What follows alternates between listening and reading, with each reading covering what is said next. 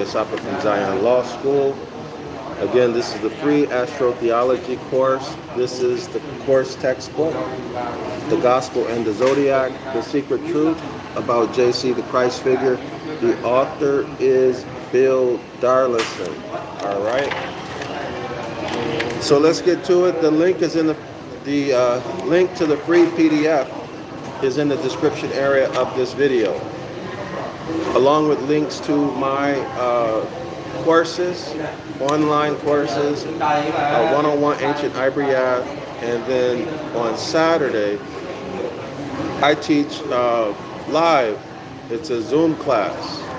Every Saturday, 10 a.m., I teach Deuteronomy chapter 28, okay, the curses. So y'all come check it out. You can come to the first few classes for free. You don't have to pay anything. You have an opportunity to see if you're interested in the information and if you like being there. You get to experience my teaching style. If it's for you, you can stay. You can enroll. If not, you don't have to. You don't owe me anything. Okay? So in other words, you have nothing to lose. So come and learn. All right. So we're going to continue with page 23, Aquarius. All right. In review, the section of Mark that the author says is Aquarius starts at Mark chapter 13, verse 1, and ends at chapter 14, verse 6. Verse 16, rather, okay? So the main incidents, or the reasons why, the main reasons why this is Aquarius, according to the author, this Bill Darlison, there are three reasons, three events. The apocalyptic transformation, progress, some event about progress, and then there should be something about a man carrying a jar of water in those verses, okay? Zodiacal keywords that are characteristically Aquarius are keywords, key phrases: anarchy, cosmopolitan ideas, future hopes, and the water bearer. So let's go right into it. We're on somewhere around page 197. All right, so if y'all missed the last presentation, you should go back and watch that. I discussed the prophecies in Mark chapter 13 and how Mark chapter 13 is different from all of the other chapters in the Gospels. Different in what way?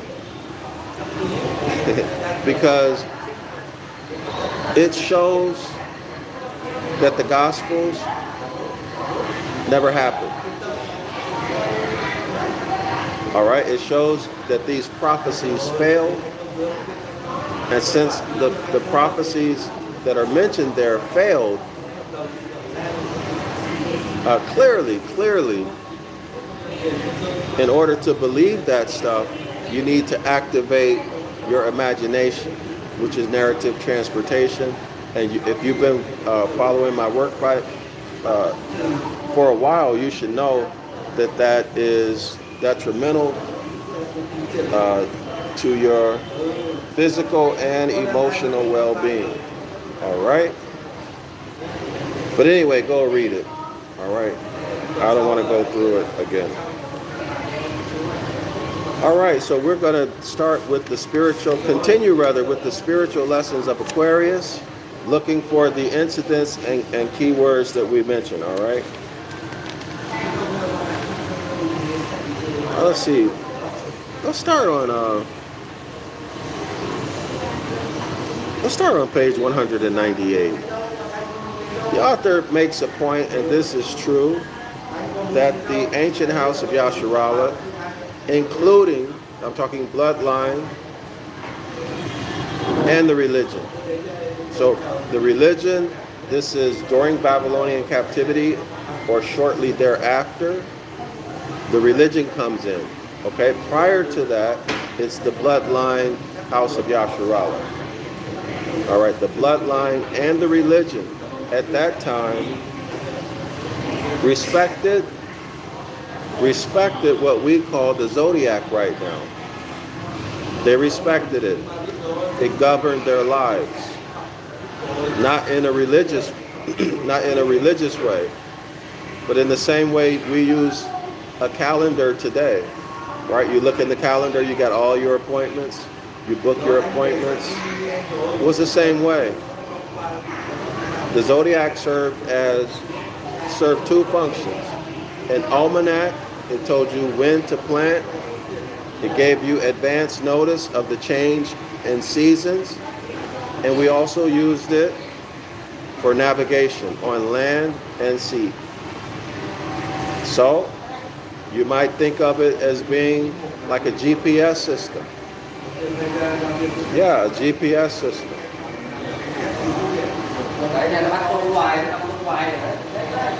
Or if you invest in stocks, you can look at it as being, depending on how you invest, technical analysis, right? Or any other type of analytical tools that you're using to make your investment decisions in the stock market, in the bond market. No different. If you want to attribute your investments to a god, a devil, or a demon, then you go ahead and do so, but you realize how ridiculous that sounds, right? Well, our ancient ancestors viewed the Zodiac in the same way you view your stock and bond investments. Ain't no devils, ain't no demons, ain't no gods involved. All right? Signs and seasons, period. It was remixed into modern day, into the modern day conception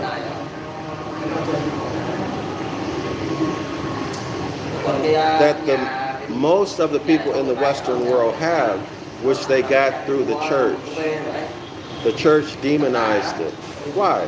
Because the church demonized all sciences. Now, if I'm wrong, tell me I'm wrong. Tell me I'm lying. Did not the Catholic Church demonize all sciences when they came to power? Is it not true that the Catholic Church wanted to arrest all scientists and engineers in their lives? And why did they want to do it?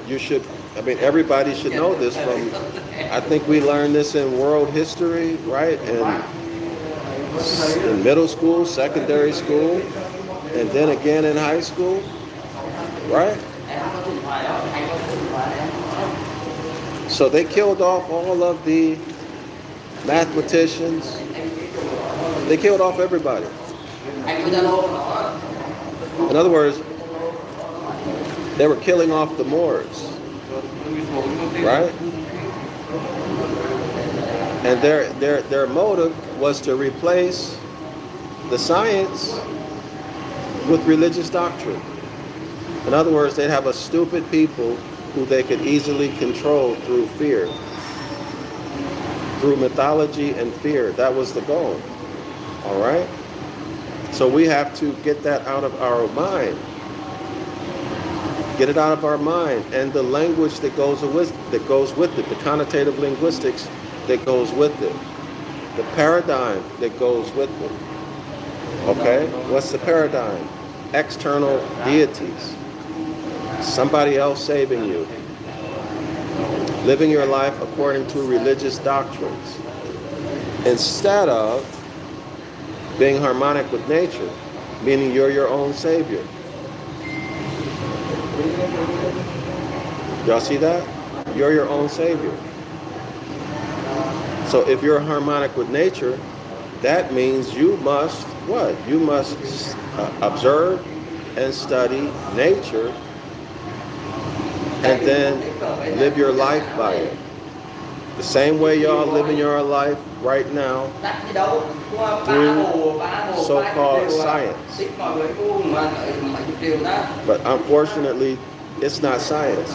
It's a mixture of science and religion. Okay, y'all?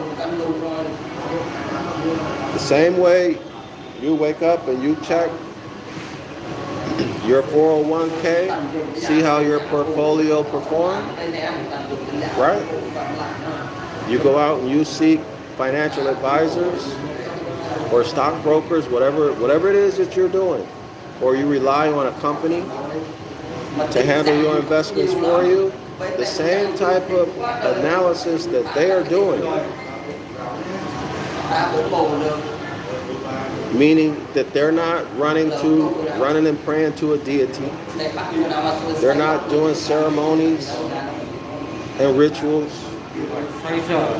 for their decision making, right? They're basing it off of a science. So what I'm saying, what my message is to return to nature. Use the stars and the constellations and the planets the way our ancient ancestors did,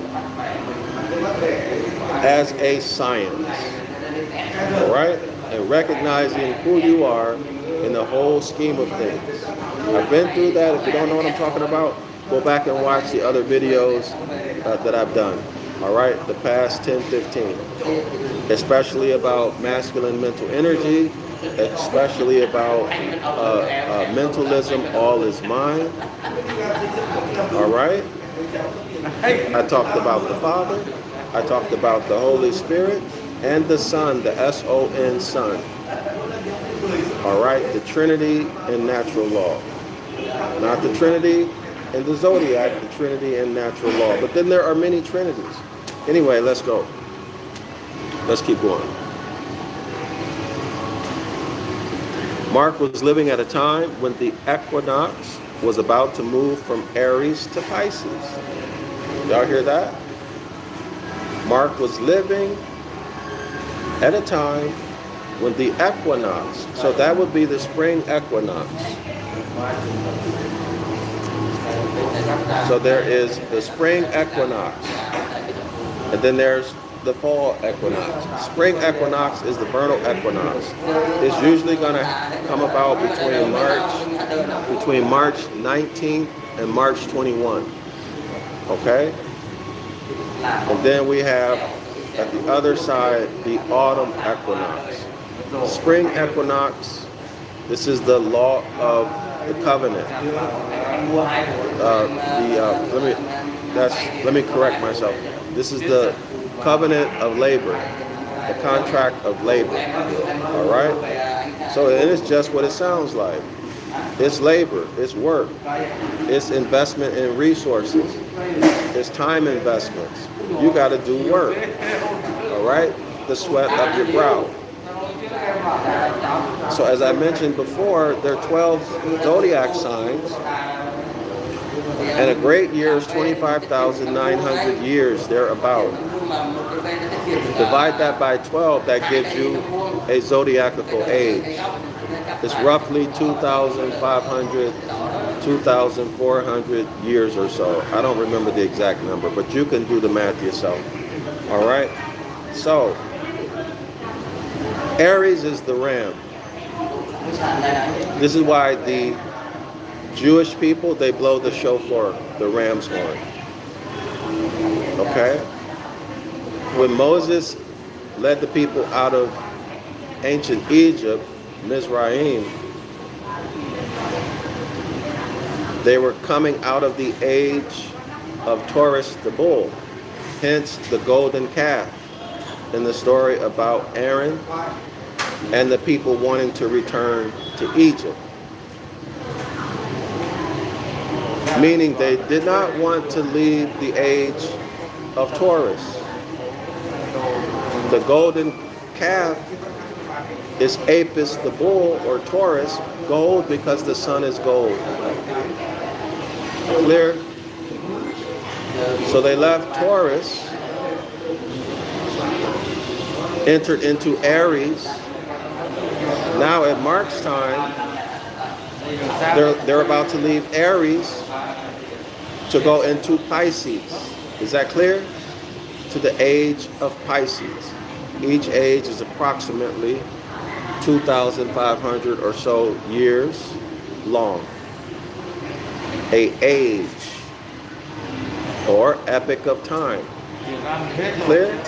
Not the end of the world, as the Christian Bible translators have often written. End of the world, last days, end of the conclusion of this system of things. Clear? It is not that.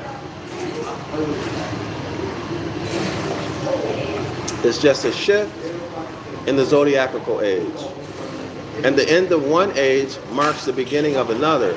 So there's always destruction and decay at the end of that age and at the initial stages of the next zodiacal age. Death and decay, destruction, and then as you go deeper into the zodiacal age, there is a rebuilding and stabilization. But then at the end of that age, there's going to be what? Again, there's going to be destruction, death, destruction, and decay. Why? Because of the drastic changes that are happening between the zodiacal ages. Clear? All right. So keep these thoughts in mind as we continue through this.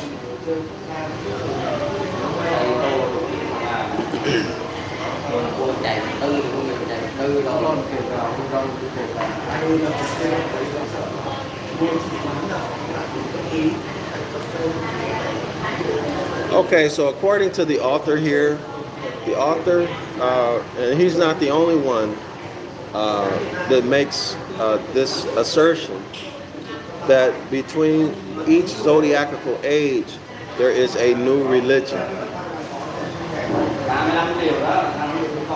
But if you think about that in terms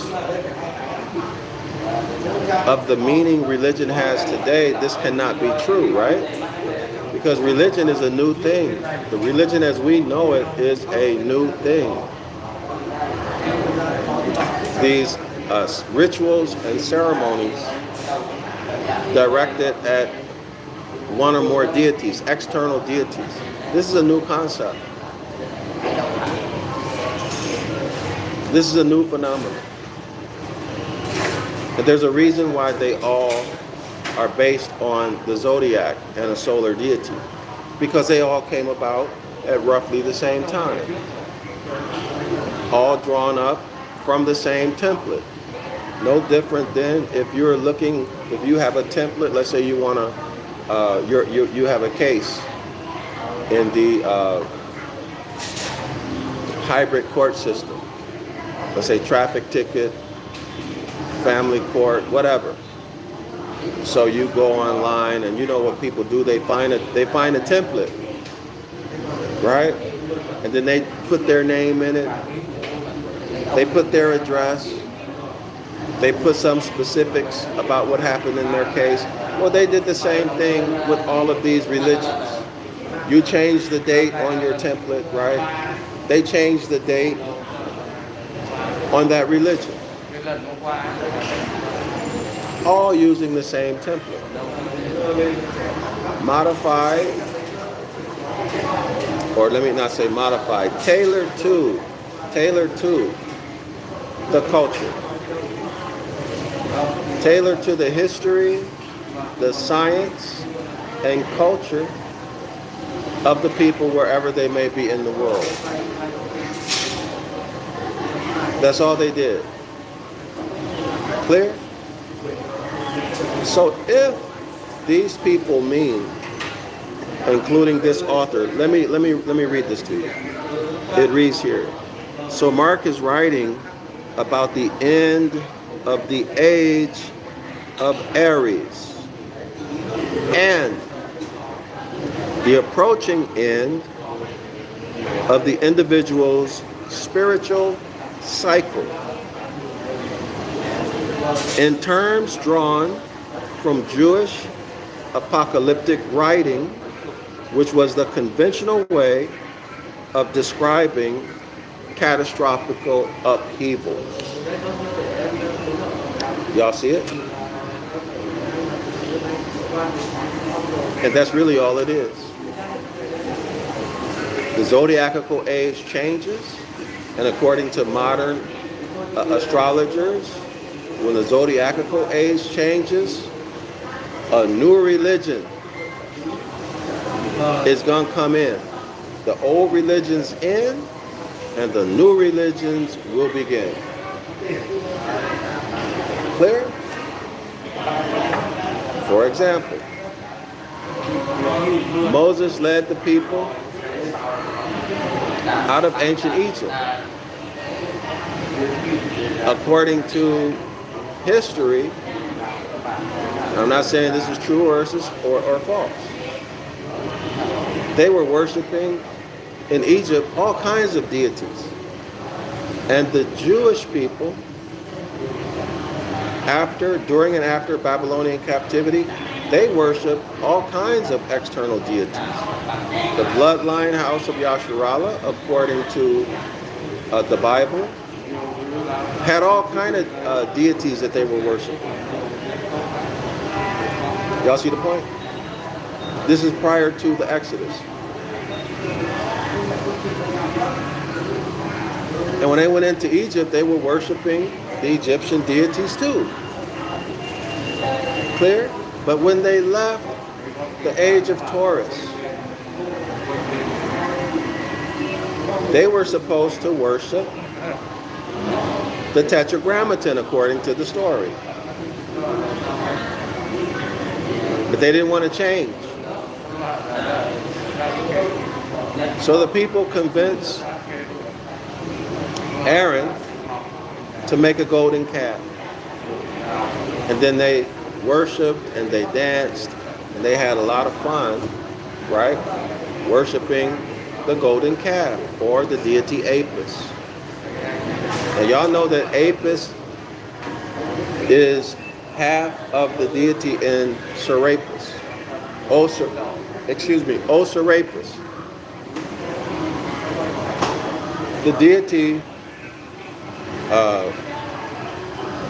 Serapis, is supposed to be Osiris, who's supposed to be a man, probably a hybrid.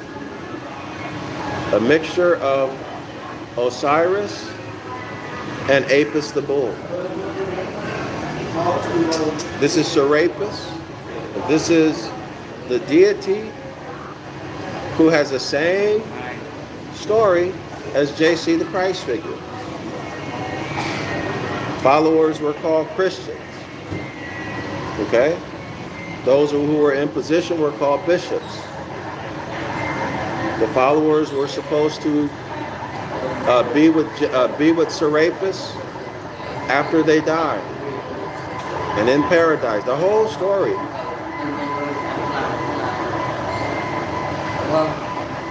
Y'all see it? The whole story. Okay, so let's continue. So what is this religion? Is this religion a remix? Is it a straight out lie? Or is it a remix? Or is it saying that at the end of each zodiacal age, the people would return to nature? They would draw back. Right? They would draw back or come back to nature, to natural law.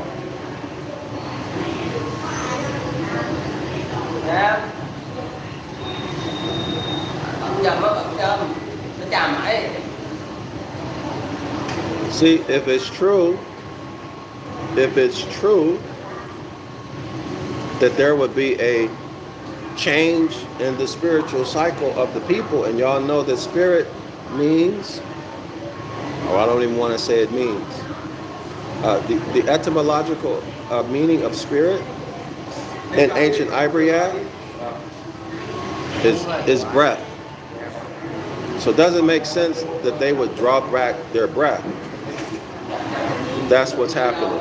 People draw back their breath all the time for many different reasons. Okay, so it clearly doesn't mean that.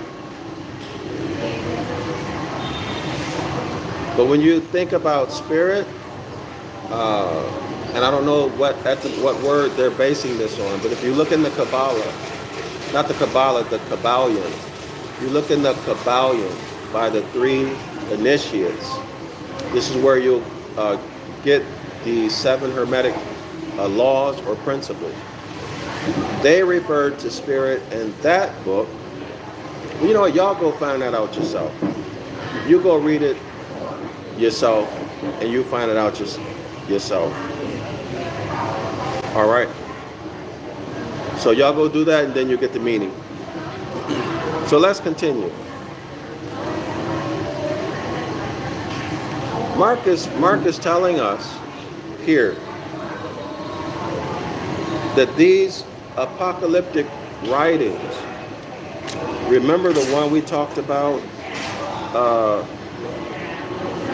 what was the one we talked about in here,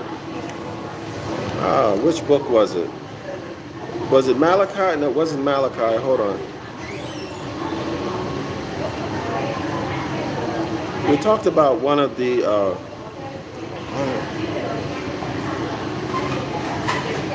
sorry y'all, I'm sleepy. I didn't sleep well last night. Where is it? Well, when it comes to me, it'll come to me. When it comes to me, I'll bring it up. But the point is, as a matter of fact, you can get it on page 95 and 96. I'm not going to go through it all. But the point is that the Jewish, I'm talking religion, they wrote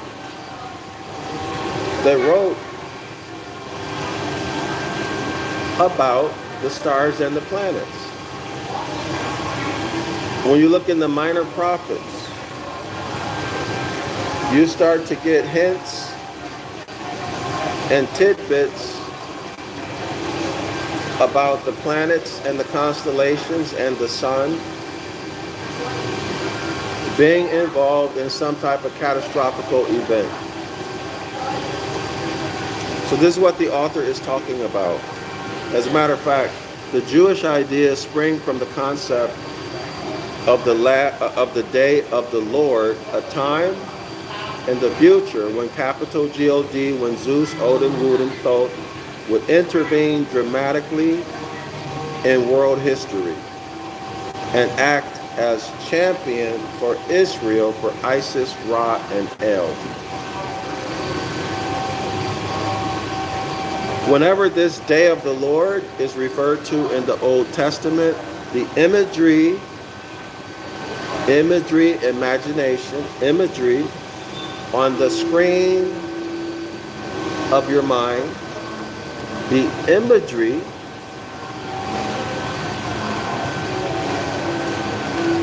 is invariably cosmic, catastrophic, and bloody. The book is Joel. Okay, so Joel's description is a classic example of this kind of writing. Okay, so what should we make out of this? How do we deal with this? Why are these prophets talking like this now? Is it because there's going to be a change in the zodiacal sign? And this happens at every change of every zodiacal sign?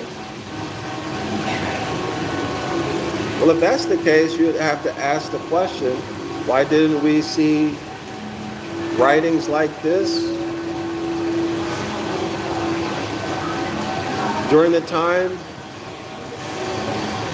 or during the age of Taurus?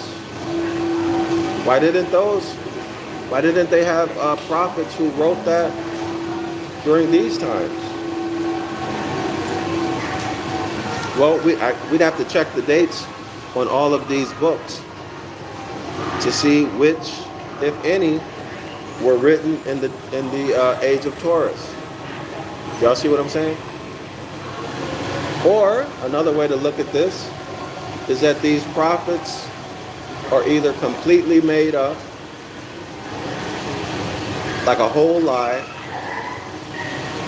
or some of it's true, some of it's not true.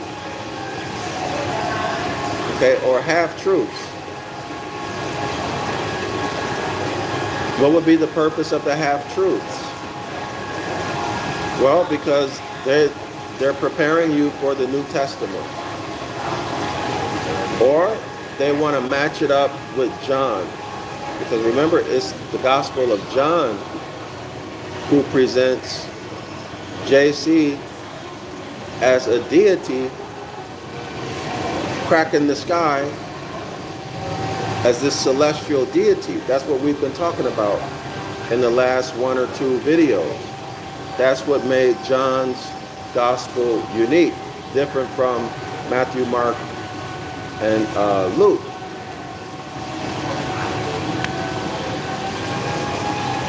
Y'all see it? So the only way to deal with this would be to study it. To study it using your analytical mind and not doctrine. Okay?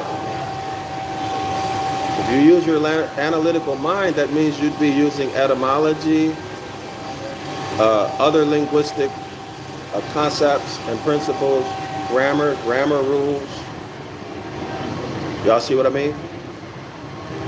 History. Look at whatever art is available. So on and so forth, philology. So you'd approach it that way. But for now, we're just going to stick with what's before us. So let's continue.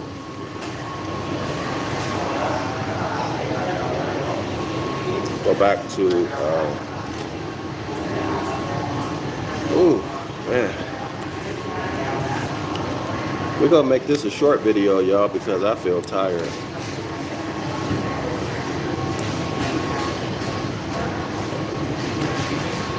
Okay, so back on page 198. But there are astrological images too. And for some reason we find, yet again, the zodiacal motifs are less clear in Mark. Mark is the first gospel. Than in Matthew. Y'all got that? Matthew adds more detail. Matthew adds more zodiacal stuff. More stuff to do with the zodiac than what's in Mark's gospel. So here it reads, okay, in Matthew, let's see. Let me restate that. The zodiacal motifs are less clear in Mark than in Matthew. All right. So Matthew's is more clear. Not that he adds more, it's more clear. That's what that sentence is saying. In verse 26 of Mark, that's Mark chapter 13, verse 26, it reads, "At that time, men will see the Son of Man coming in clouds with great power and glory." Oh, I remember this. I remember this from when we went over it. Okay. So clouds, of course, are water bearers. That's right. Clouds, dust particles with water on them. So clouds are water bearers. So we see water bearer, zodiacal key word on page 23. Okay, so the first key word is the water bearer. So clouds are water bearers, but there's another one too. So the Son of Man is coming in the clouds. Now in the clouds, you're still in Earth's atmosphere. There are no clouds in space. Let me rephrase that. The clouds that we have in Earth's atmosphere, they're dust particles with water on them. There's none of that in space. So we're not in space. That's still on Earth. Okay? It's not celestial. Clouds, of course, are water bearers. But the parallel message in Matthew is even more explicitly Aquarian. So let's see how Mark changed this verse. It reads here, this is Matthew 24, chapter 30. At that time, the sign of the Son of Man will appear in the sky, and all the nations of the earth will mourn.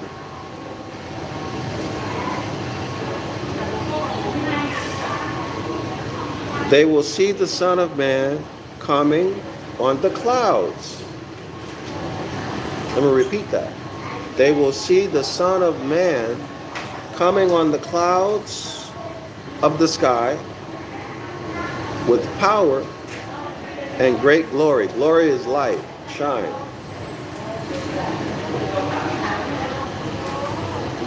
Y'all see that? The Son of Man, this light, shine. Where does the light come from? The shine. Where does it come from, y'all? First of all, JC is a solar deity, solar meaning the sun. The sun is coming on the clouds. The clouds are water bearers. So the sun is coming in Aquarius.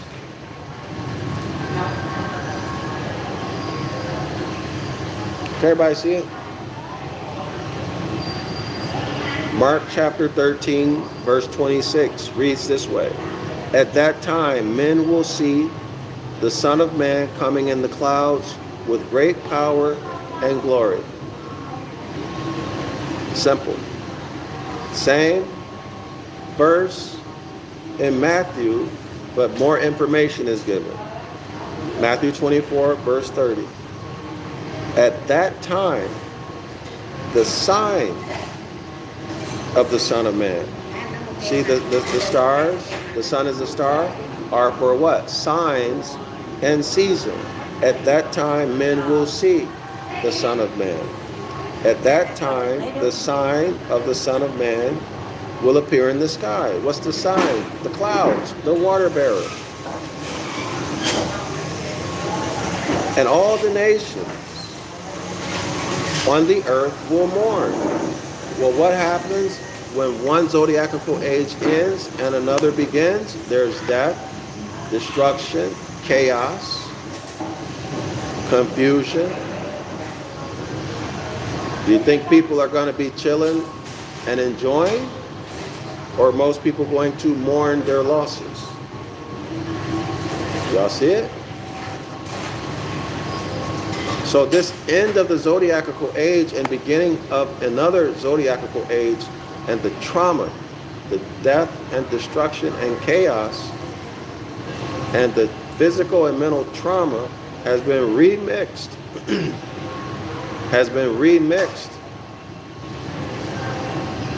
Into the Christian doctrine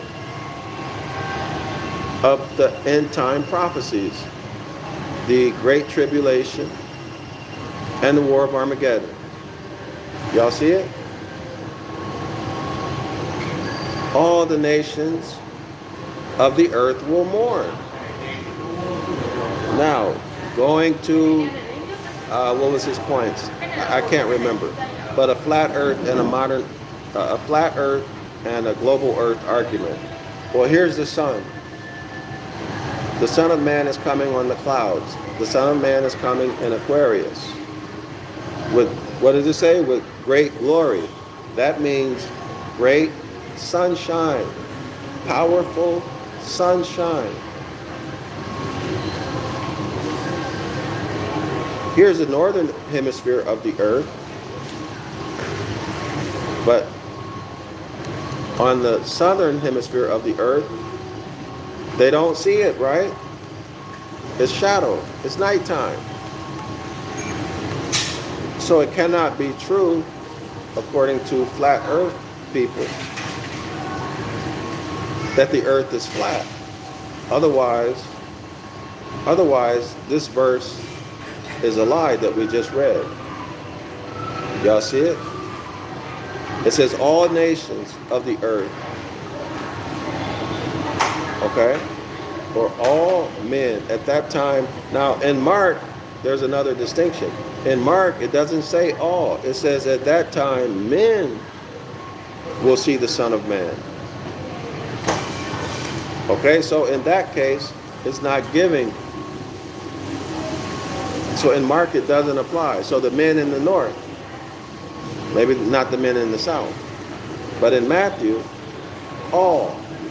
So the only way all the men would see the Son of Man coming is if the earth is flat and men are on the surface of the earth.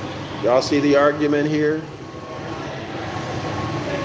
Okay, so that's what's happening there. All right. So let's continue.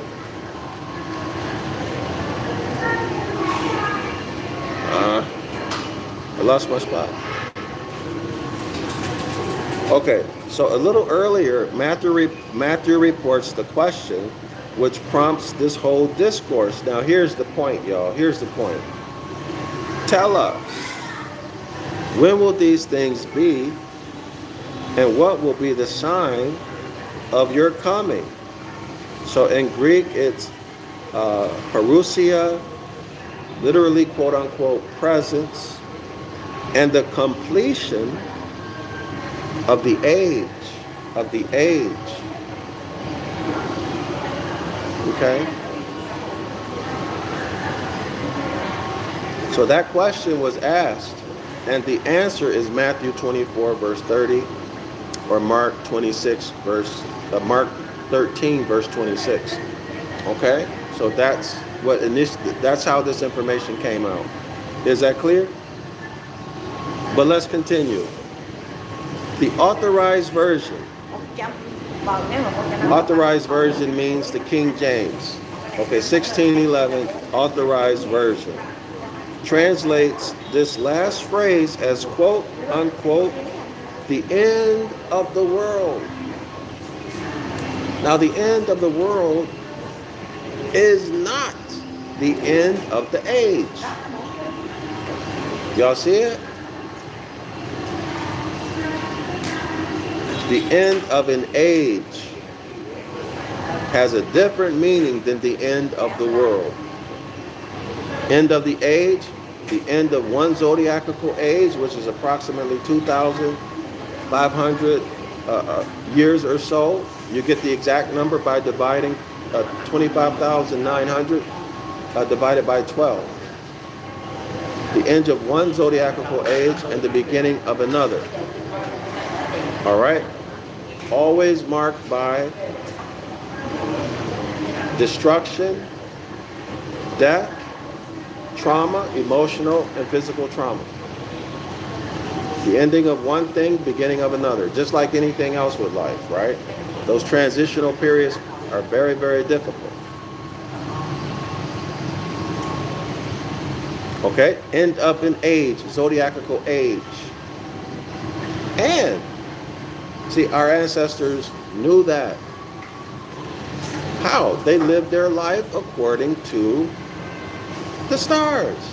It guided them just like a farmer's almanac guided the people even as early back as the 1800s. It guided the people in terms of their transportation, just like a GPS system guides the people today. All right? No different. Just like when you invest in stocks and bonds, right? They have certain algorithms, investment philosophies, so on and so forth. And they use that science to guide their investments. Ain't no different. No different. No devils, no external deities, no ceremonies and rituals directed at appeasing some deity. No, they looked at astrology as a science. Signs and seasons for survival and for transporting themselves from one place to another. That's it. Okay? So of course they understood what the end of an age meant. But it is the black priesthood, the dark priesthood, the brothers of Saturn, who went in and changed. Let me repeat it. Changed. That meaning from a zodiacal age to the end of the world. Y'all see it? It's a Jeremiah 8:8 occurrence. Even though that's New Testament. Okay, but conceptually, an editor came in and changed a word, which changed the entire meaning of the verse, and then they built a doctrine off of that. What's the doctrine? What's the doctrine? End time prophecy. Great tribulation and the war of Armageddon, and then the world as we know it ending, and then God's kingdom, or Zeus's kingdom, or Odin, Woden, or Thoth, or Iesus' kingdom will reign for 1,000 years, the 1,000-year millennial reign. That whole doctrine comes off of the change of this word presence and completion of an age to the end of the world. All of that from just that little bit. Okay, then let's continue. Let's continue. The Authorized Version translates the last phrase, quote unquote, the end of the world, but the Greek word is the genitive form of aeon, which means a space of time. A space of time is what? Divide a great year, 25,900 years or so, by 12 zodiac signs, and you get the number of years in every zodiacal sign. This is a space of time. An epoch of time. A zodiacal age. Tell us, when will these things be, and what will be the sign of your presence and the end of this zodiac, or the end of this zodiac age, or the end of what, y'all? Aries. When will the end of Aries be? And the beginning of Pisces. That's what was being asked. And they changed it to the end of the world. And then they hit you with what? What did they hit you with? They hit you with a new doctrine. End time prophecy, the Great Tribulation and the War of Armageddon. Let's continue. But the Greek word is the genitive form of eon, which means, quote unquote, a space of time, a lifetime, a generation, period of history. How many periods of history? 12 periods of history. Why? Because there are 12 different zodiacs. So 12 different zodiacal ages. An indefinitely long period, well, 2,500 years or so, that's long in age. Y'all don't realize how long 2,000 years is. That's a long time. You can't even really conceive it. All of this history y'all have been told about Christ was born somewhere between 3 and 4 to 1 or 2 CE. It used to be back in the 80s, they would argue you to death that Christ was born on 0. Ain't even no 0. BCE. I'm sorry, yeah, 0. Right? Then I remember they would go, okay, 1 CE. And then it went back to 3, even 6. I think back in the 90s, I saw something that went back even as far as 6 BCE, but it doesn't matter. But the point I'm trying to make is that 2,000 years is an extremely long time. So if you go back to 2,000 years when Christ was allegedly born, all the way to now, 2023, what if all of that's fake history? What if all of this history over these past 2,000 years is fake? Why? Because it's all having to do with Christ. in the New Testament. Think about that. Think about that. But anyway, let's continue. So that quote, that definition of the word aeon, the Greek word aeon, came from a book called Abbott Smith on page 15. Let's continue with the paragraph. There's more than a hint here of the end of one astrological age and the beginning of another. That would be the end of Aries and the beginning of Pisces. That the new age referred to is Aquarius. So wait, so I made a mistake. Aries,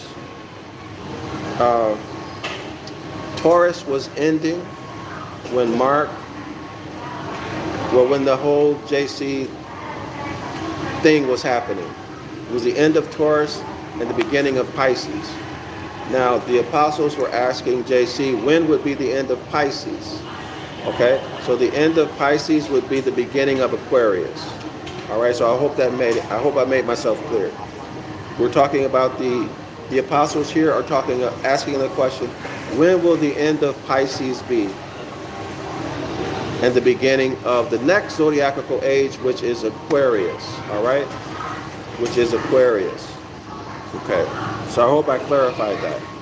There's more than a hint here of the end of an astrological age, the end of Pisces, and the beginning of another, the beginning of Aquarius, the water bearer. That the new age referred to as Aquarius is confirmed a little further in the text. A little further in the text where we read, now note y'all, Matthew 24:27. Matthew 24:27. For as lightning comes from the east, is visible in the west, so will be the coming of the Son of Man. This is Matthew 24:27. This little simile captures the very glyph of Aquarius. Now let me show y'all. Now we talked about this a little while ago. This glyph, some people think is water, but this glyph is actually lightning or electricity. Can y'all see it? It's not water. Look at my finger. Okay? Now, is this coincidence, scholars? Is all of this coincidence? Use your logical, intelligent mind. Is it all coincidence? Let me show it to you here. Hold on. Give me 1 second. Hold on.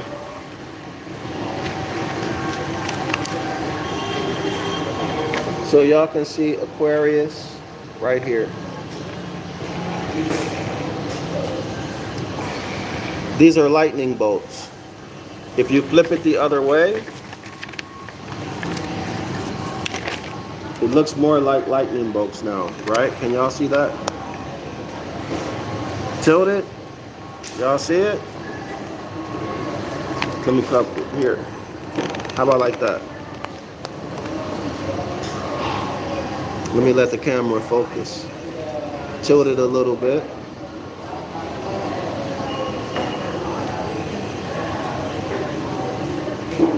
All right.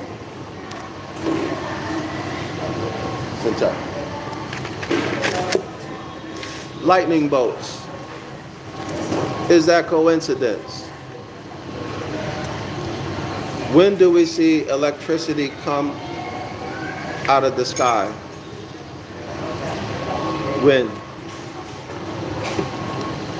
When do we see electricity come out of the sky? Well, electricity is going to come out of the sky during a thunderstorm. And what's going to indicate the presence of a storm? Clouds.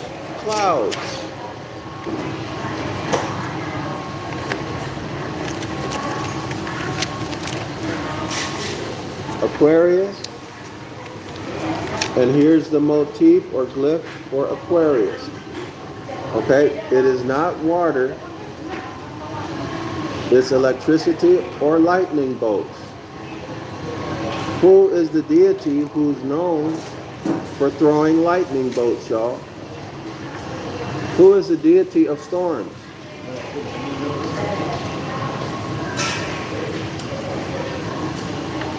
Now, is that clear? Is it clear? I don't think I need to say anything else about it. Let me read it again. Matthew 24:27. For as lightning comes from the east, is visible even in the west, so will be the coming of the Son of Man. Lightning comes in the clouds, right? So what should we expect during Aquarius? Especially at the beginning of Aquarius. We should expect to see a lot of what? A lot of water. A lot of water. A lot of storms. If there's a lot of storms and a lot of water, where's the water going to come from? Most likely melting of ice. In other words, the temperature of the planet will start to increase. Why? Well, according to these verses, the sun is shining. There's a lot of glory, right? The Son of Man is coming in great glory, great shine. Well, if there's more sunlight, more intense sunlight, that means that the ice is going to start melting more. If the ice is starting to melt more, the climate or the temperature of the atmosphere is increasing, or atmospheric conditions, I should say, are changing. We should expect more storms and more violent storms. Y'all see it? So are all of these storms due to HARP and other technologies to control weather? Or are the people who control the media,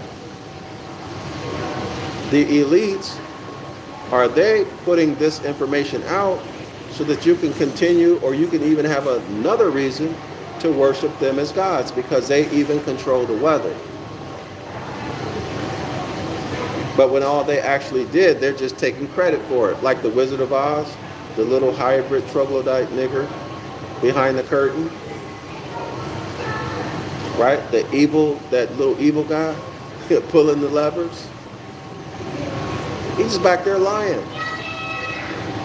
Just lying. Okay? So let's continue. This little simile captures the very glyph of Aquarius, which is the lightning bolts. It is not water. It is not the waves of the sea. The glyph for Aquarius is lightning. The twin flashes of lightning. There's a footnote here on page 199. Allen quotes Mr. C.W. King. So let's get into the quote. As for the source of these hieroglyphs, I have never been able to trace it.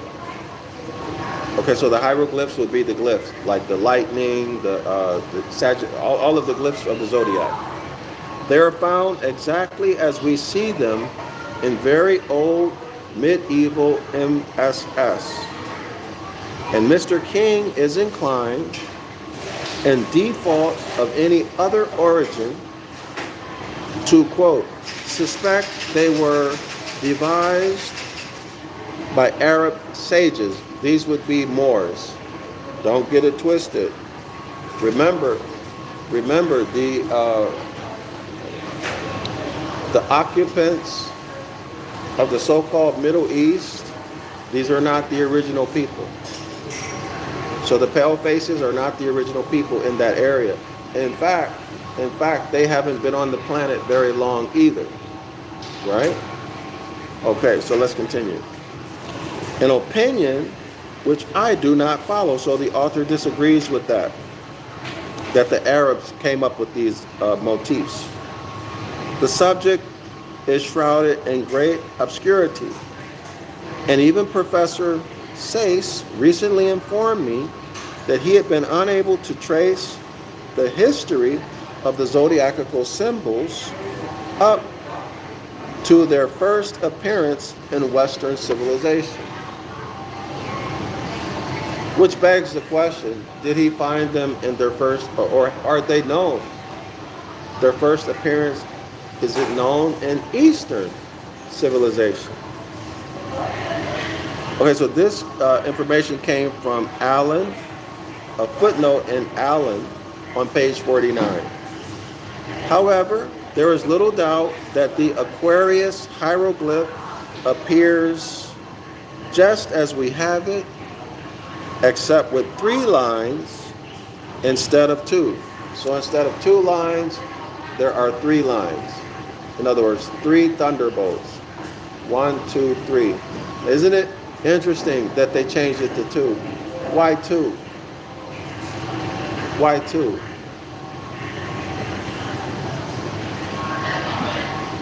Why did they change it? Too lazy to write 3? No, because it's easy, right? So there has to be another reason why they changed it. Okay? However, there is little doubt that the Aquarius hieroglyph appears just as we have it, except with 3 lines instead of 2 on the Egyptian zodiac of Dendera. All right, so in Egypt, I'm assuming they're talking about Egypt in Africa. That would be the East. Aquarius is represented by 3 thunderbolts. Where in Egypt? In Dendera. So I'm going to roll with what the ancient Egyptians have. 3 thunderbolts is Aquarius. Why? Why am I going to roll with them? Well, I'm not going to roll with hybrids under any condition. You know, my mother used to say, "Mama for right." She don't care who you are, Mama for right. Okay? Now, I strongly disagree with that.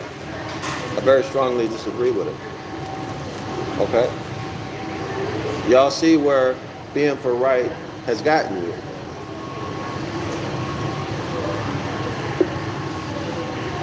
Right based upon what? Right based upon your belief system? Right based upon your religious doctrine? Right based upon which ethical system you follow? Like, for example, if you're a lawyer, you're taught and demanded, expected to follow the ethics of lawyers, the professional ethics of lawyers. If you're a medical doctor like myself, you're taught and you're expected to follow the medical ethics of medicine, medical doctors.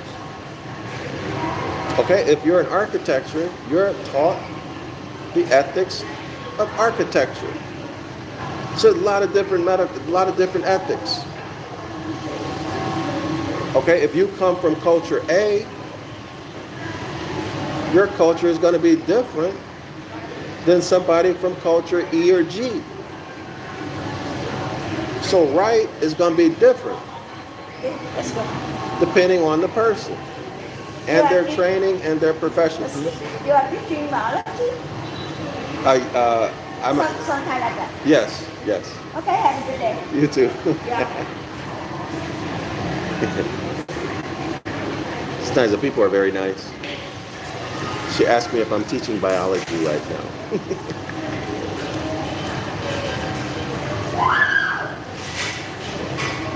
She looked like she was about maybe 65 years old. In Vietnam, the people value education. They pay for it. Not like the African Americans, the blacks, They typically don't want to pay for education. I'm just telling you like it is. But when you come to Vietnam, they pay. Happy to pay. All right? I mean, they look at it as an investment. It's just a completely different mindset, which is an example of right and wrong. Right? One person thinks something is right in one country, culture, another person in the same country, different culture, they think is wrong. So this thing that Mama for right, no. That's not universal. See, that is what we would call a man-made law, not a natural law. A natural law holds true no matter where you're at on the planet, no matter what country, no matter what bloodline, no matter what culture, no matter what situation or conditions, it holds true. Y'all see what I mean? So I'm for following natural law. Okay? I'm for following natural law. Okay. And if everybody would do that, we would be in a much better place than we are right now. All right? So let's continue, y'all. Let's continue. The reference to the quote-unquote sign of the Son of Man in heaven, that's in verse 30, confirms the Aquarian signature of this whole section. I agree 1,000%. Aquarius is the only quote-unquote sign of the man in the Zodiac. That is absolutely true. Let me show you.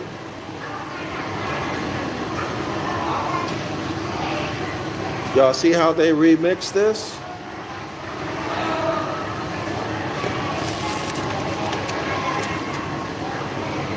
Here's the man. Virgo is a woman. Right, y'all?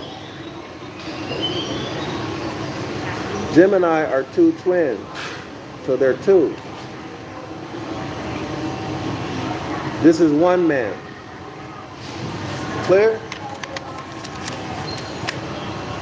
Although androgynous.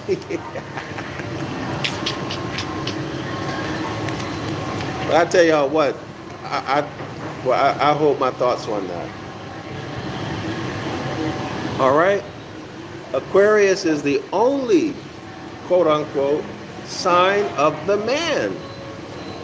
So they remixed that into the Christ or into the Gospels. Aquarius is the only, quote-unquote, sign of the man in the Zodiac. And wherever we have encountered, quote-unquote, the man, in this kind of symbolic context, it has invariably been associated with the three other fixed signs of the Zodiac, which are Taurus, Leo, and Scorpio. This, where am I at? Hold up, give me 1 second, y'all. This quaternity, that means four, appears in the book of Ezekiel. Y'all look it up. I did a video on this. Ezekiel chapter 1, verse 10. Let me start this. I want to read this from the beginning of the sentence. Y'all look up Ezekiel chapter 1, verse 10. If you got your Bible with you, look it up right now. Aquarius is the only sign of the man in the Zodiac. And whenever we have encountered this man in this kind of symbolic context, it has inevitably, or invariably rather, been associated with the three other fixed signs of the Zodiac: Taurus, Leo, Taurus the bull, Leo the lion, and Scorpio. This quaternity, or these four, appear in the book of Ezekiel. Did y'all know that? chapter 1, verse 10, as the quote-unquote four living creatures. Okay? Aquarius, Taurus, Leo, and Scorpio are the four living creatures, as Ezekiel chapter 1, verse 10. All right? So in Ezekiel's vision and in the book of Revelation, as the four beasts around the throne of capital G-O-D, Zeus, Odin, Woden, Thoth, Isis, etc. All of those deities. That's at Revelation chapter 4, verse 7. They are the lion, that's Leo, the lion of the tribe of Judah, the calf, that's Taurus, the bull, or Apis, right? The man, that's Aquarius, and the eagle is Scorpio. Okay, Scorpio was once represented by an eagle. Y'all got that? This part of Matthew's gospel.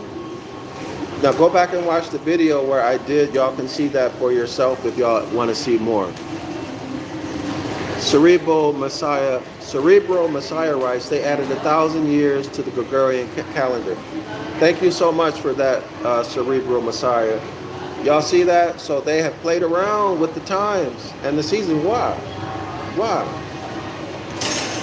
I have a friend here, one of my co-workers, Vietnamese, who's a Catholic.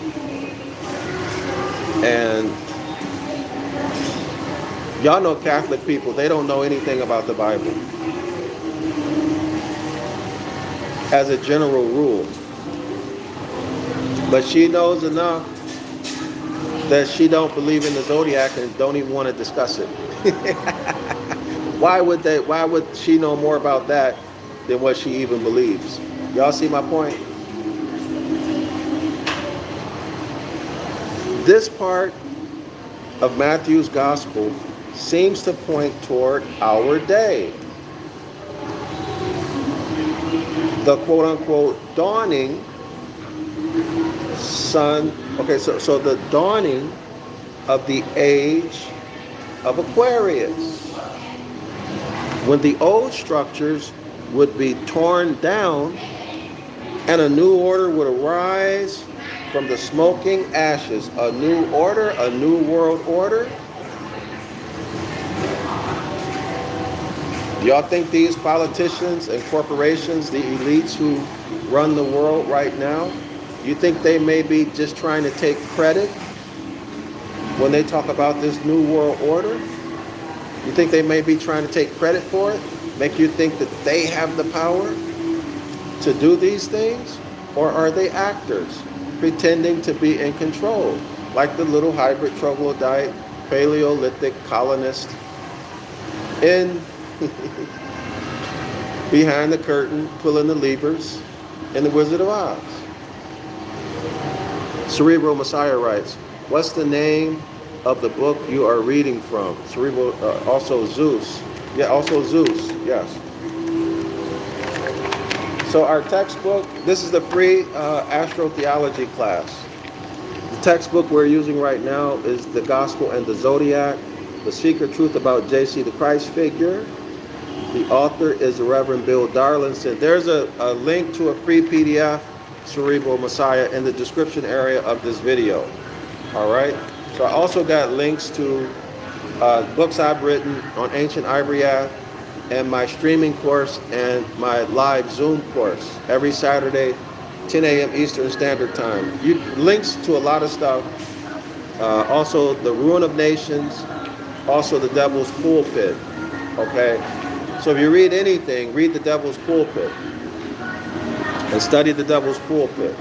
All right? That's the most authoritative document on this topic of astrotheology. Okay, let's go. Let's continue. All right.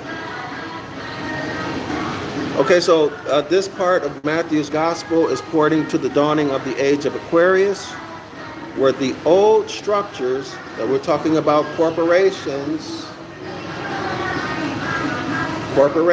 right? And religions.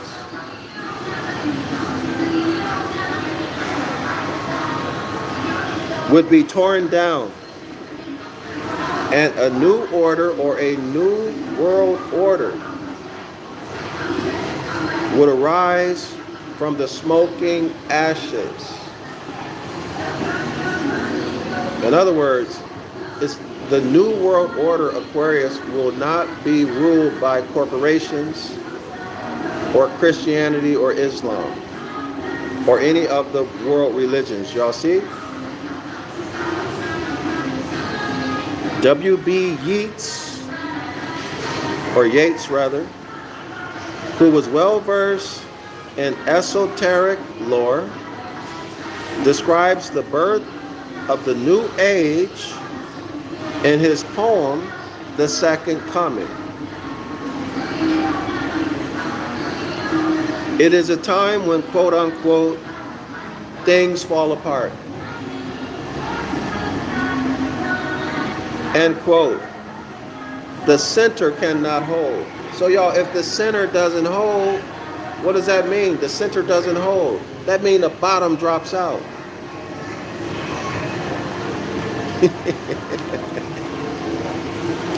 When, quote, mere anarchy is loosed upon the world. Now, I've asked scholars, y'all, to look up the meaning and the etymological meaning of anarchy 1,000,000 times. You will not get the significance of what is said here unless you know the meaning of anarchy. So if anybody who's really studious, really interested in this, look up anarchy in a good dictionary. Just Google search it and then look it up, its etymology, and paste it in the comment section. All right, paste it in the comment section so you can appreciate what's being said here, the profound meaning of what has been said.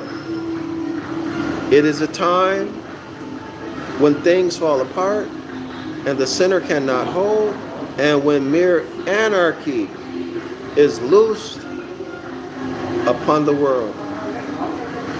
It does not mean what you think it means. And the image from the Spiritus Mundi, which will accompany these events, is that of a beast, quote unquote, with lion body and the head of a man. Aquarius and its polar opposite sign is Leo. So let me show you. Here is Aquarius, polar opposite. Zodiac sign is Leo. Which Hermetic law are we talking about when we deal with opposites, polar opposites? If your answer is the law of polarity, you are correct. So if we're dealing with the law of polarity, we know that whatever is on the opposite ends, they have the same nature, meaning it's the same thing, but they differ only in degree. So let me show you.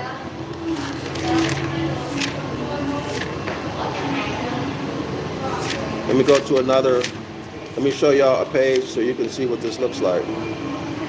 Hold on. If not, you're gonna have to, if I don't have it here, you're gonna have to Google search it if you want to see what the author is talking about. Here we are. Here he is. So here is Aquarius. Y'all see Aquarius? Draw a straight line. Here is Leo, Leo the lion. Okay? Opposite ends of the same line. Y'all see that? So what natural law governs this, the natural law of polarity. Okay, so so Aquarius and Leo, they're the same thing. They have the same nature. They differ in what? Degree, only in degree. Y'all see that? Everybody see that? In other words, they have what? A different vibration. One has a higher vibration, the other has a lower vibration. So we talk about vibration. Which Hermetic law are we talking about? The Hermetic law of vibration. Right? Movement from Aquarius to Leo or Leo to Aquarius would be through what? Which Hermetic, which lesser law? The lesser law called transmutation. All right? Everybody see that? So now, y'all, is this coincidence? Of course, we're just reading a poem right there, but the author is telling you something. If you go to Ezekiel chapter 1, verse 10, you will see Aquarius,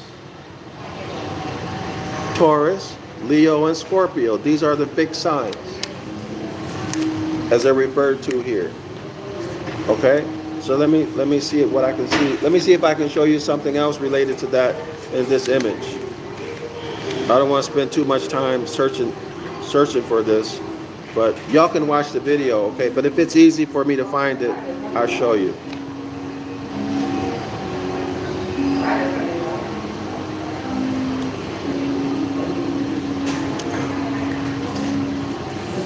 Ooh, I'm getting eaten alive by these mosquitoes.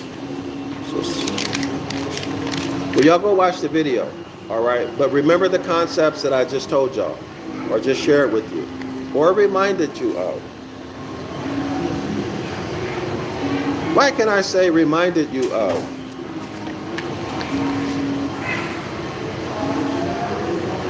Because what is man? Man is thought.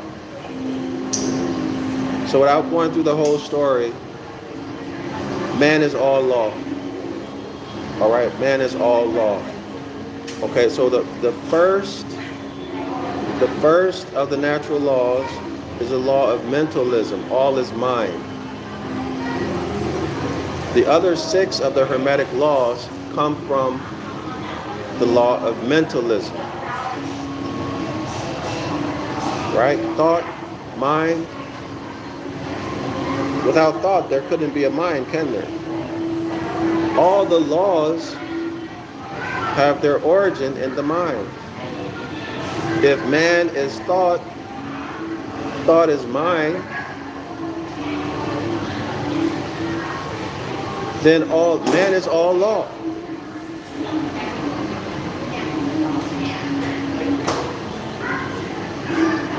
So you cannot make up law. You can only do what? Lay down the law. A man with the womb I'm talking about, not a hybrid. So you come into the earth plane. All law is within you.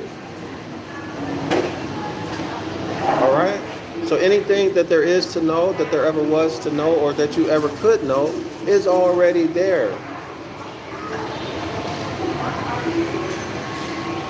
You just have to learn how to access it, which has to do with knowing who you are, coming from under the spell. All right, so enough of that. Let's get back to the business we're here for. Hold on.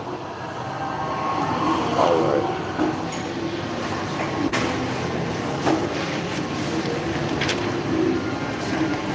Now, I'm not speaking religiously. I'm speaking about the Hermetic laws, the natural laws, okay? Now, are there other natural laws? Of course, there are lesser laws, right? The laws that govern physics, there are many. But they're natural law. in contrast to or contradistinction from man-made laws. So we need to be able to distinguish between the two. That's my point. All right? Okay, so let me try to find where I left off. Okay, all right, so here we are. And the image from the, I'm on page 199. And the image from the Spiritus Mundi, which will accompany these events, is that of a beast, quote unquote, with the lion body and the head of a man. Aquarius and its polar opposite sign, Leo, I just showed y'all that, the two signs which will characterize the new epoch. Y'all got that? But that applies the concept of polarity that we just went over. Vibration, transmutation, that applies to each zodiacal age. Why? Because each one has its polar opposite. Okay? Each zodiac has its own polar opposite. All right? All right. So let's continue. So Aquarius and its polar opposite Leo, the two signs which will characterize the new epoch, the new age, the new zodiacal age. Peter Lemscherer has written about these Mathenian, meaning the book of Mark, symbols in the following rather colorful terms. I don't know if I want to read that. Well, I'll read it.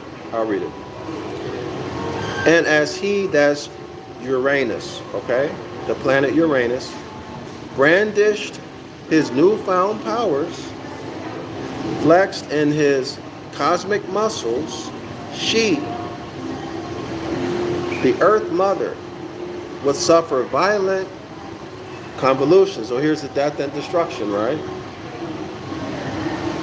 The planet would be sent reeling by disturbances in deep space. There's the cosmic influences that our ancient ancestors talked about, be they bloodline or those who went into the Jewish religion. My point is that it was talked about anciently. Okay? There would be planetary collisions, comet or worse. Earthquakes would follow.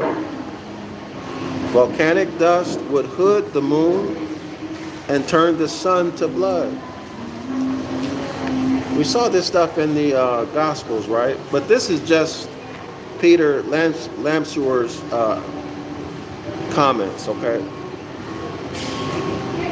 Famine and pestilence would stalk the lands. We see this in the last day prophecies, right? Wars would range. The very survival on life on earth would be threatened. In fact, all life would end unless the deity cut the time short, right? That's the Christian doctrine. Such would be the birth pains of the new age, the new zodiacal age, but in religion they call the new age what? God's kingdom. The advent of the long-awaited sky kingdom. Okay, so this is God's kingdom, Zeus's kingdoms, Odin, Woden, Thoth, etc., Jupiter kingdom. Okay, all of the solar deities. And then, in the aftermath of the twilight of the lowercase gods, the promised new dawn, the coming of the Son of Man, the birth of Aquarius. This quote is taken from Le Mesure, page 40. All right, y'all? Let's go to page 200.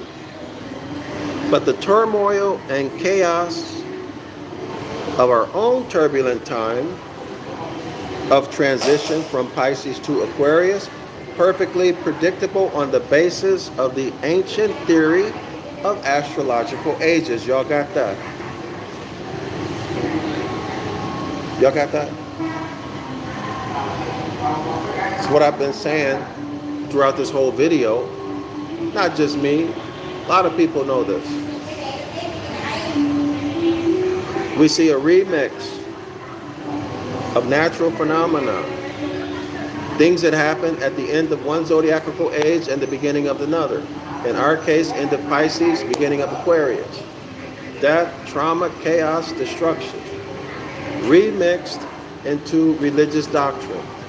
End time prophecy, great tribulation, war of Armageddon, followed by God's kingdom. All right? Perfectly predictable on the basis of ancient theory of astrological ages. Echoes the time of transition from Aries to Pisces, during which the Gospels were written. So I talked about that earlier.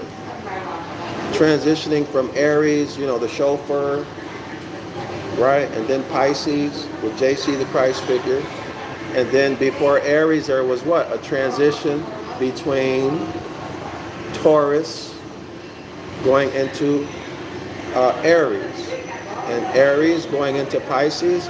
And Pisces going into Aquarius. The age of the fish is the beginning. The fish is Pisces.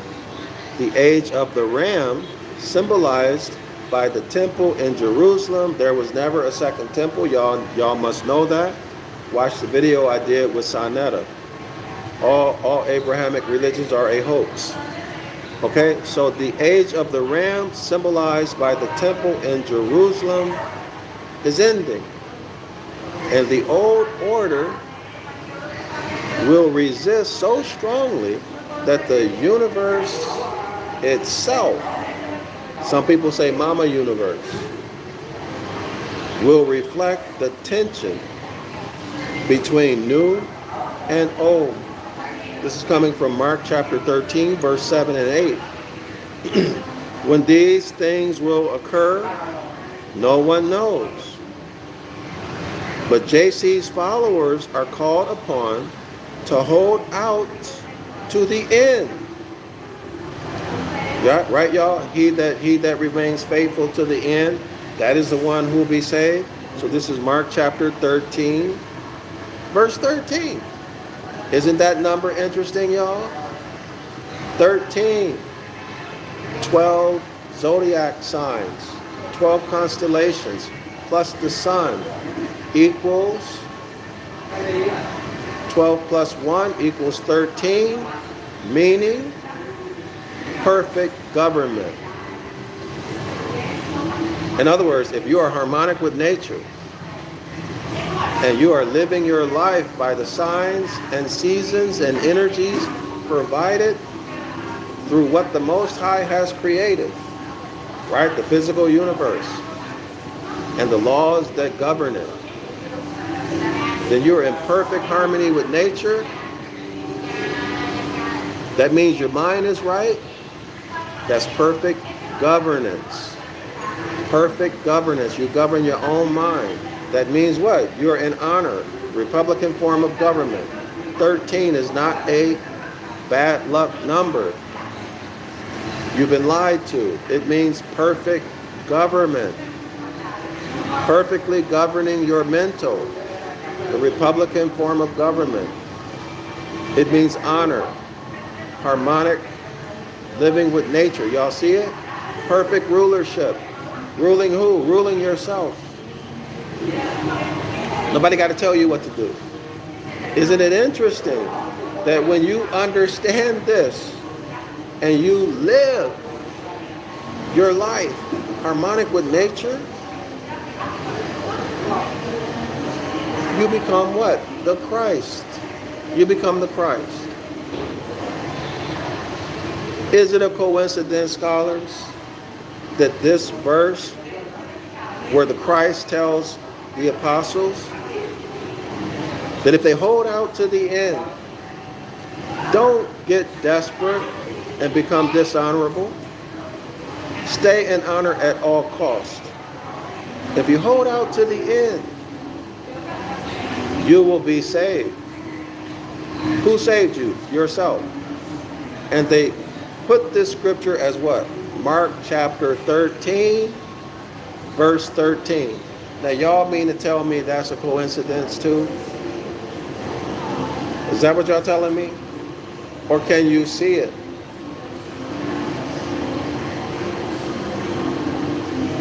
Can you see it? All right. When these things will occur, no one knows, but JC's followers are called upon to hold out to the end. Y'all go look up Mark chapter 13, verse 13. Go look it up now, please. To look for the signs. Mark chapter 13, verse 28 through 31. Not look for dogma and religious doctrine, but to look from the signs in nature. And when the death and destruction and the chaos and everything is falling down around you, you won't believe that this is being caused by some external deities or aliens from space or all-powerful governments and you need to submit to them. No, you'll have the knowledge, the right knowledge. That's what's happening. Happens at the end of every age and the beginning of the next. And all you need to do is stay in honor at all costs. And you will be saved. By who? Y'all should remember the cherubim and the seraphim. Right? Okay, so y'all go back and go through that. Not talking about religion. I'm talking about nature. One thing is certain, quote, unquote, this generation will not pass away until all these things have happened. That's in verse 30. i.e., the time of transition will take place within the lifetime of people then alive. Y'all know that the religious doctrine cannot be true because why? If JC lived 2,000 years ago and we still don't see the kingdom of God on earth, but his apostles, all of them died before the kingdom of God came. So it cannot have a literal meaning. So what do you need to do? You need to create a doctrine. You need to change the meaning of words. You need to put words in there that are not there to support your doctrine. And then keep the people ignorant. Make sure they have low reading comprehension. Make sure you don't teach them how to read. Make sure you don't teach them how to analyze and use their critical mind. Make sure you make it a negative thing to question and to analyze yourself, meaning what? You call them a conspiracy theorist. If they don't agree with what you say on TV or in the college classroom or in a textbook, you call them a conspiracy theorist, a quack.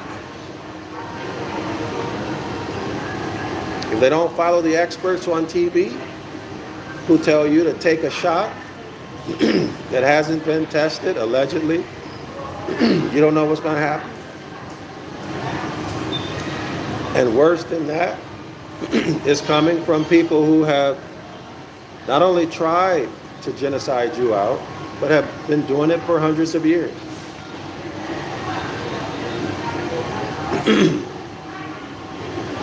Stole your birthright. But if you don't believe them, what? You're a terrorist. Y'all see how the mind game works? In other words, how they're using mental gender, the law of mental gender, and cause and effect to dominate you and to keep you in the state of mind as bondmen and bondwomen, boys and girls who need help. Islam to all the more. Shalom. I'm Dr. Yasapa from Zion Law School. Hold on, let me read some of these comments. Give me a second, y'all. Hold on. My bad, I just happened to see these comments. Give me 1 second. Let me read these off.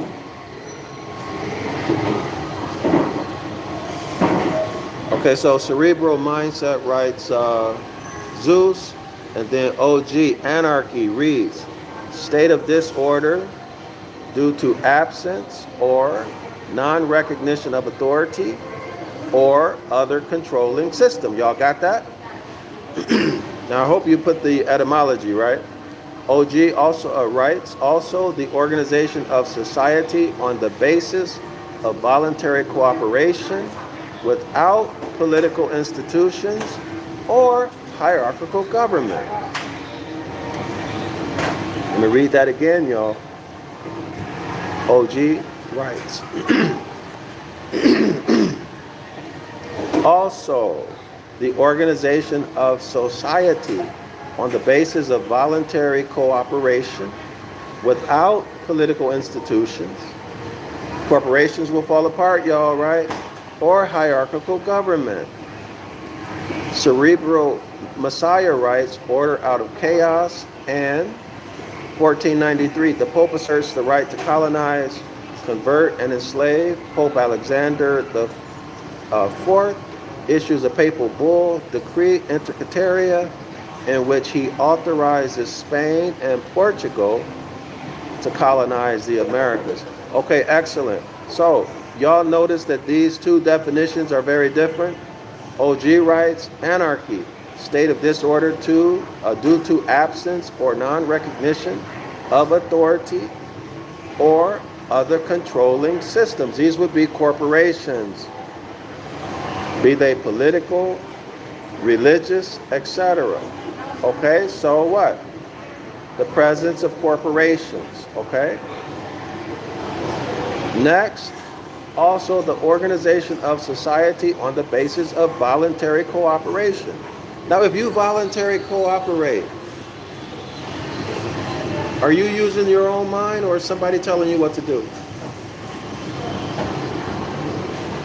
I'm looking for a word here, y'all. What word can we use here in the second definition?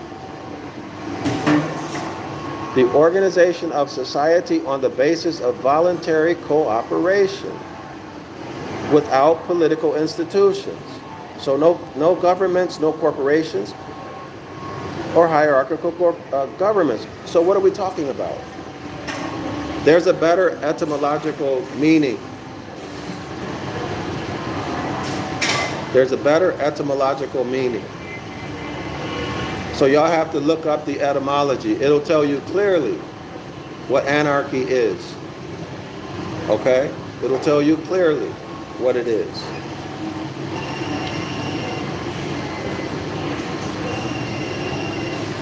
So if you have a society where there's no corporations, everybody is cooperating, what state of mind is that? What state of mind is that? Well, what law has to be ruling? If there are no political organizations, okay, voluntary cooperation, well, that's a society that's governed by natural law. But what is that called? That's what I want y'all to see. I want y'all to look up the etymology of anarchy. You should see it. Oh, gee, natural law. Well, natural law is what's governing.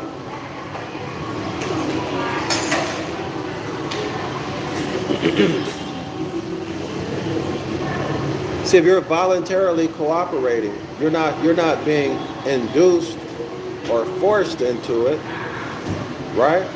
So you're exercising your own what?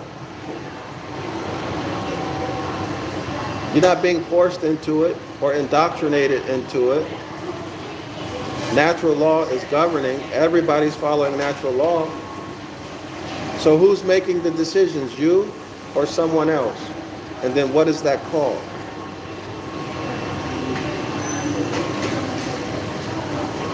What is that called?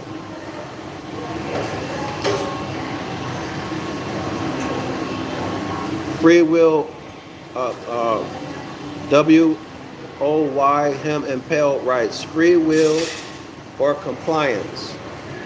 There's a better word for it. Y'all just Google search etymology. Try etymology dictionary, online dictionary or something like that. For anarchy. It tells you very specifically. Maybe they done took it off, I don't know. So somebody do that. I'm gonna wait a few minutes to see.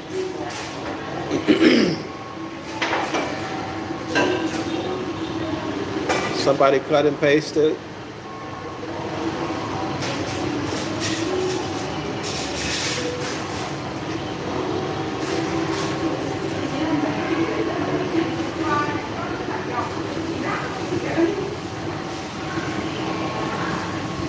Okay, so I don't see anything. I'm gonna wait like 2 more minutes.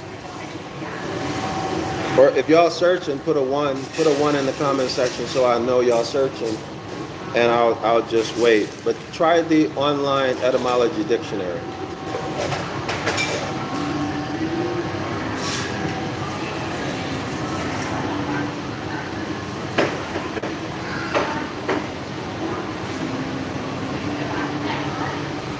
Okay, so OG right, it only says the absence of government. Okay, so it's sovereignty.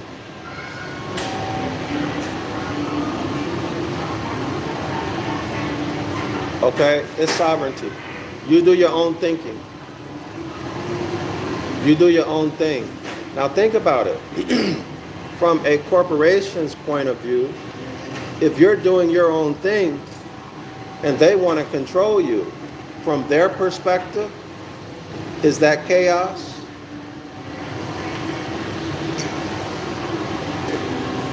Or if they're controlling you and you're doing everything that they want you to do, is that chaos?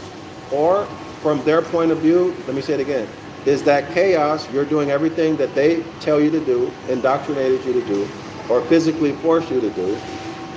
You do it all. So is that civil and peaceful from their perspective? Yes. Because they want to control you. You ain't causing them no problem. They can escheat you. W-O-Y, him impel writes, denoting the absence of the rule of law or of settled government. Right. Okay, so if there is nobody telling you what to do, there's no government telling you what to do. You're making your own decisions. You're cooperating. In other words, you're not trespassing on anybody's rights. You're following natural law. So from your point of view, sovereignty. Right? You're living in harmony with all the other people and nature. But from a government, like let's say like the U.S. Corporation, for example, when you want to go in and you want to proclaim your nationality, and then they want to stop you and hit you with a bill of attainder, a traffic ticket, or force you into a mortgage, or kick you out of your domicile, and you say, no, I'm not leaving, is that chaos for them? Yes, it's chaos for them. But for you, you're exercising your sovereignty. This is a Republican form of mind, or the Republican frame of mind. It is sovereignty. It is independent free will, acting in honor. This is what they call anarchy. Y'all see it? So when you want to be the sovereign man or woman who you are, according to the Constitution, right? A Republican form of government is guaranteed, which means sovereignty. But when you begin to live as a sovereign, they want to challenge you. Why? Because you're threatening their system. They call you a terrorist or whatever they're going to call you. Y'all see it? So to brainwash the people, they give you a connotative meaning of anarchy. They make self-governance, the Republican form of mind, they demonize it. Y'all see the point? So now if you're living according to nature, you're an anarchist from their point of view because you're not under their control. Clear? So again, we're dealing with the Republican form of government or state of mind, or the demon system, the democracy. So sovereignty, the Republican form of mind, nature, natural law,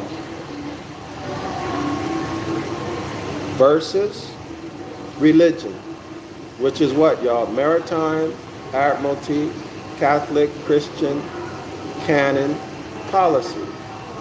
The world of the dead.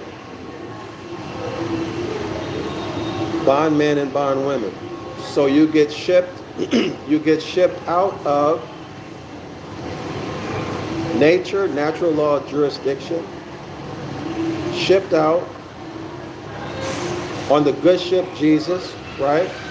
The good ship Jesus into the jurisdiction of the world of the dead. Okay, this is where who? This is where the Raphaim are, underneath the water. Y'all see it? Religious doctrine. Low vibration, high vibration. Nature is high vibration. Sovereignty, Republican state of mind, honor. Okay? Nature and unnatural. Sovereign bondage.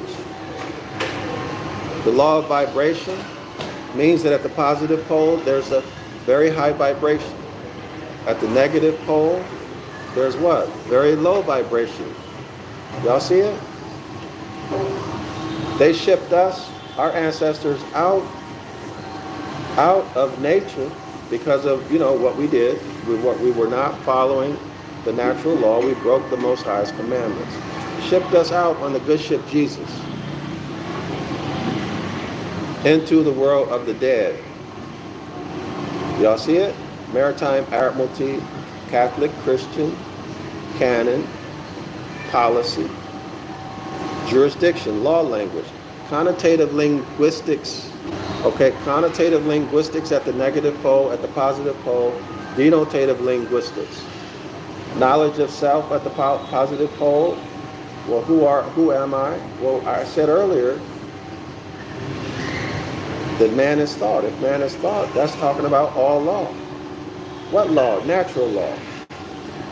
At the positive pole, you move from being the noble, all law, to being a bondman or bondwoman. No law at all. Benefits and privileges. Democracy, Republican. Democracy, benefits and privileges. Y'all see it? Speaking connotative linguistics. Totally out of harmony with nature. All right? Everybody see? All right. Anyway, that's all I got, y'all. I got an appointment. I wish, if y'all got time, somebody search and find a better meaning of anarchy. Okay, I don't know if everybody who watches this can get it intellectually. They may need something more specific. But I know it's there because I used to show it. I know there are much clearer definitions because I used to show it in my classes. Anyway, I gotta bounce, y'all. If y'all feel it in your heart, support my project to write the book of the law in Ancient Ibaryath and modern English, so I can put these natural law concepts that we've been dealing with here in this class and more back into the book of the law. Okay? Also, if you support my work by enrolling in my classes or subscribing to my classes, the 101 Ancient Ibaryath or 506, the Curses course. The 101 course is a streaming online course. 506, the Curses course, that's a live class every Saturday, 10 a.m. Eastern Standard Time. Or y'all buy my books. If y'all support me, let me know, show me some love, that there are some people who are interested. Y'all know, according to the Kabbalah, the Kabbalion rather, by the 3 initiates, y'all know that only a few people will be interested in this type of work. Only a few people. It actually says it in the Kabbalion. It actually says it. So if y'all want to make this easier for me, you want to show me some love, support my work, start to educate yourself. If you don't support, at least use what you're learning. All right, at least use it. Don't sit here because it sounds interesting or intellectual, it's fun, whatever, and then you turn around and don't use it. That's the ultimate waste of time and disrespect for the information. Okay? So everybody, my message is to you to escape religion. Escape, abandon, do whatever you got to do to escape it. All right? Return to the Most High, which means follow his instructions, which are natural law. All right? Exodus chapter 20, verse 12. And then, of course, the principles that our ancestors lived by: love, truth, peace, freedom, and justice, which are the essence of natural law. Do no harm. Islam to all the Moors. I'm Dr. Yusafa from Zion Law School. I'll catch y'all on the other one.